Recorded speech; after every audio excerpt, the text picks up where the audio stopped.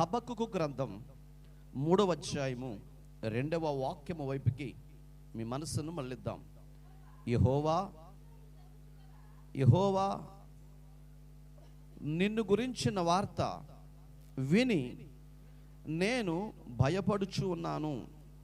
యెహోవా సంవత్సరములు జరుగుచుండగా నీ కార్యము నూతన పరచుము.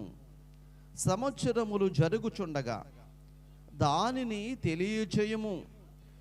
కోపించుచూనే వాత్సల్యమును జ్ఞాపకమునకు తెచ్చుకొనుము. ప్రియ దేవుని బిడ్డలారా, హబక్కుకు గారు తన గుండె లోతులలో ఉన్న మాటను ఇక్కడ ప్రస్తావిస్తూ ఉన్నాడు. లోపల ఉన్న బాధను వ్యక్తపరుస్తున్నాడు. నూతన సంవత్సరములో నూతనమైన మాటని మనం అనుకుంటున్నాము, కానీ అతడు అసలు ఉద్దేశమును బట్టి ఈ మాట రాస్తున్నాడు, దేని గురించి ఈ మాటలు ప్రస్తావించవలసి వచ్చింది అనే దాన్ని గనక మనం జ్ఞాపకం చేసుకుంటే చాలా ఆశ్చర్యకరమైన సంగతులు మనకి వెలుగులోకి వస్తున్నాయి. ప్రియులారా, ఒక్కొక్కటిగా మనం కొన్ని మాటలు విశ్లేషించి జ్ఞానంతో నేర్చుకుందాం. నీ కార్యములు నూతన పరచుము.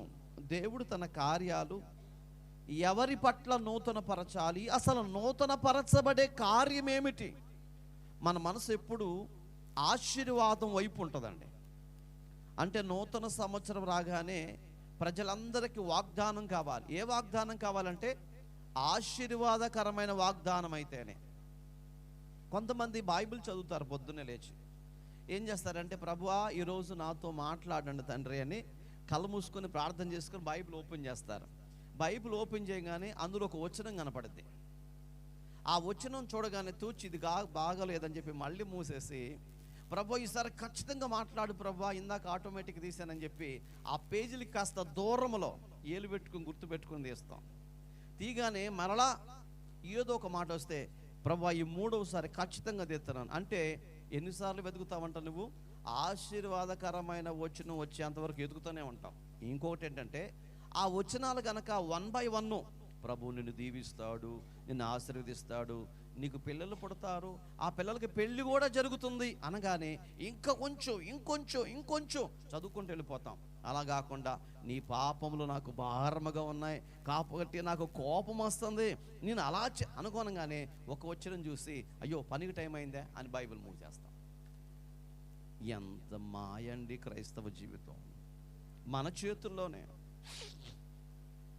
చేతుల్లోనే ఒక వస్తువు పట్టుకుని మనం వెళుతూ ఉంటాం, గబక్కని జారిపోగాలి, సైతానా ఎంత పని చేసావు, అన్యం పోనింది లేదండి పాపం, తను రాలేదు ఈ దగ్గరికి, కానీ పిలిచి మనం తను ఏం చేస్తున్నాం, సైతానా ఎంత పని. నీ చేతులలో ఓపిక లేక నీలో ఉన్న నిర్లక్ష్య స్వభావం బట్టి ఇది జారిపోతాం కాదండి. ఆదివారం రాగానే త్వరగా పని చేయాలనుకుంటారు, కానీ చేయరే. ఉదయాన్నే లేచి ఆసక్తి కలిగిన వాళ్ళు ఎంతసేపు పని అండి, కాసేపట్లో పని చేసుకోవచ్చు. బ్రష్ నోట్లో పెట్టుకుని ఈ బజార్ నుంచి ఆ బజార్ తిరుగుతూ ఉంటారండి.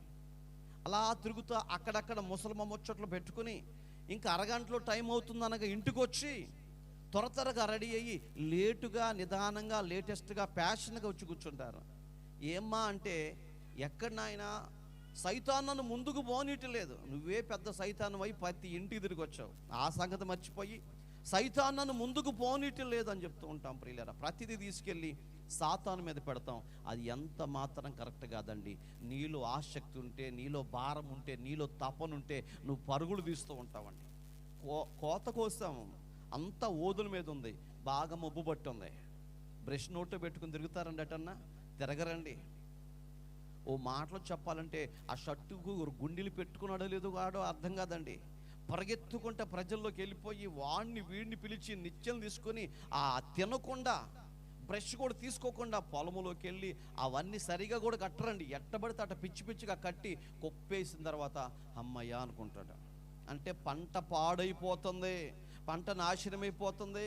ఆ వర్షం వస్తే పంట పాడైపోతే రేటు ఉండదు, మనం పడ్డ కష్టమంతా వృధా అయిపోతుందని పరిగెత్తుకుంటూ వెళ్ళి మనకి పలకరించని వ్యక్తుల దగ్గర కూడా పోయి వాళ్ళని పలకరించి పొలములకు వెళ్ళి పని చేయించుకొని అది కుప్ప వేసిన తర్వాత ఊపిరి పీల్చుకుంటాం. ప్రియులారా, ఇప్పుడు మనం అడుగుదాం, ఓ పెద్ద ఆయన ఇంత కష్టపడ్డావు, ఇంత పరుగులు తీసావు, పొద్దున్న లేసి, వెరీ గుడ్, మంచిదే. ఎందుకు ఈ కొప్పు అంటే నా కడుపు నింపుకోవటానికి, నా శరీరాన్ని పోషించుకోవటానికి. వెరీ గుడ్, మంచిదే. ఓ 60 సంవత్సరాలు, 70 సంవత్సరాలు, 80 సంవత్సరాలు బ్రతికే ఈ శరీరాన్ని బ్రతికించుకోవటం కొరకు ఎంత కష్టపడి, ఎంత పరుగులు తీసి, ఈ విధంగా కష్టపడి కొప్పేసుకొని ఒడ్డు దాచుకున్నావే, నీ ఆత్మ సంగతి ఏంటి? ఆత్మీయ జీవితాన్ని బలపరచుకోవటానికి ఎగిరి పడొద్దా? ముందు వెళ్ళొద్దా?